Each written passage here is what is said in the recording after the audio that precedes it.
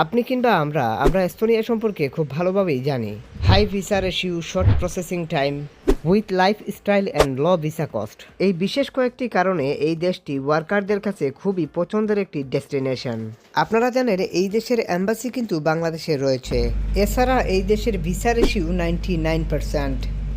শুধুমাত্র একটি ওয়ার্ক পারমিটের প্রয়োজন হবে, যেটা অবশ্যই জেনুইন। এস্তোনিয়া থেকে কোনোভাবেই আপনি যদি একটি জেনুইন ওয়ার্ক পারমিট ম্যানেজ করতে পারেন তাহলে আপনি পাবেন সেনজেন ভিসা।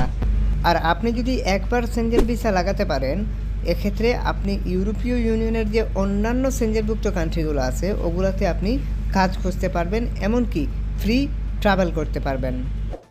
আমাদের পূর্বের ভিডিওগুলো দেখে আমাদের অনেক ভাই ব্রাদাররা অনেক ওয়ার্ক পারমিটই ম্যানেজ করতে পেরেছেন। আপনি যদি আমাদের পূর্বের ভিডিওগুলো দেখতে চান তাহলে আই বাটন অথবা ভিডিও ডিসক্রিপশন চেক করুন, অথবা আমাদের চ্যানেল চেক করুন।